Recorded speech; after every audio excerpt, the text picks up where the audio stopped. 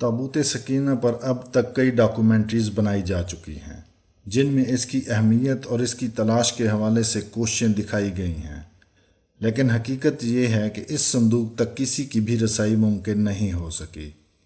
یہود آج بھی ماہر آثار قدیمہ کا روپ دھارے مختلف ملکوں میں کھدائی کرتے پھرتے ہیں، لیکن ان کو ابھی تک کوئی خاطر خواہ کامیابی نہیں ملی۔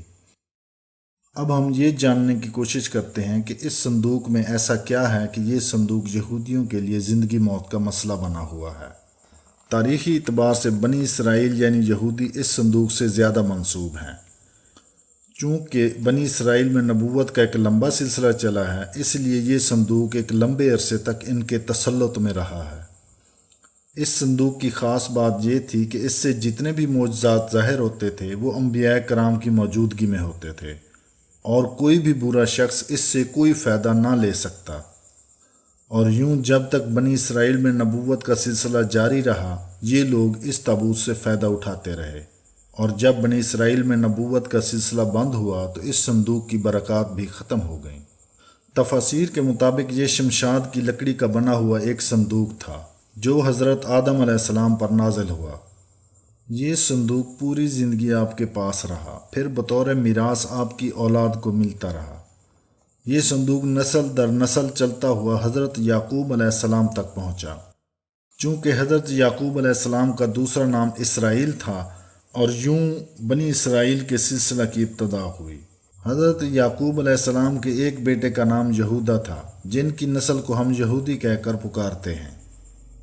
تابوت سکینہ میں اللہ تعالیٰ کی بہت سی نشانیاں موجود تھیں۔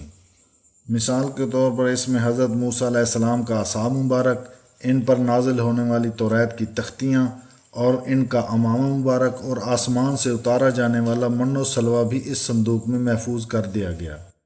اس کے علاوہ حضرت سلیمان علیہ السلام کی وفات کے بعد ان کی انگوٹھی مبارک بھی اس تابوت میں محفوظ کر دی گئی۔ بعض کا قول ہے کہ اس میں ایک روح بھی تھی جس کا منہ بھی تھا جس طرح انسان کا منہ ہوتا ہے۔ اس روح کے 2 پر بھی تھے اور دم بھی تھی، اور بلی کی طرح دکھائی دیتی تھی۔ زیادہ تر بنی اسرائیل والے اس تابوت کو جنگ میں استعمال کرتے تھے۔ جب یہ روح تابوت میں سے بولتا تو ان کو اپنی نصرت کا یقین ہو جاتا تھا، اور وہ لڑائی میں فتح یاب ہو جاتے۔ بنی اسرائیل کے لوگ تابوت سکینہ کا بے حد احترام کرتے تھے۔ اس کی وجہ یہ بھی تھی کہ اس صندوق کی برکت سے ان کو بہت سارے فوائد حاصل ہوتے تھے۔ کبھی کوئی آسمانی آفت آ جاتی تو یہ صندوق کے سامنے بیٹھ کر دعا کرتے تو وہ آفت معجزاتی طور پر دور ہو جاتی تھی۔ دوسری طرف اللہ تعالیٰ کے احکامات سے مکمل رد گردانی کرنا ان کا معمول بن چکا تھا۔ یہ نہایت ضدی، اڑیل اور مغرور لوگ تھے، حد سے زیادہ لالچی، مال و دولت سے محبت کرنے والے اور بڑے ظالم لوگ تھے۔ جب ان کی سرکشی حد سے بڑھنے لگی تو اللہ تعالیٰ نے ان پر جالوت کو مسلط کر دیا۔ بادشاہ جالوت نے ان پر زبردست حملہ کیا اور ان کے شہر اور بستیاں اجاڑ دیں اور بے شمار لوگوں کو قتل کیا، اور ان کا تابوت سکینہ چھین کر اپنے ساتھ لے گیا۔ صندوق چھن جانے کے بعد یہ بہت نادم ہوئے اور اپنے نبی کے سامنے توبہ طائب ہوئے۔ جالوت نے اس تابوت کو گندگی کے ڈھیر پر ڈال دیا۔ تابوت کی بے حرمتی کرنے پر اس شہر میں عجیب سی وبا پھوٹ پڑی، جس سے بہت سارے لوگ مرنے لگے۔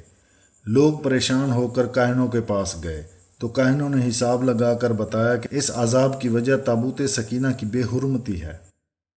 جالوت کسی طرح بھی اس تابوت کو بنی اسرائیل کو واپس نہیں کرنا چاہتا تھا، چنانچہ یہ صندوق دوسرے شہر پہنچا دیا گیا۔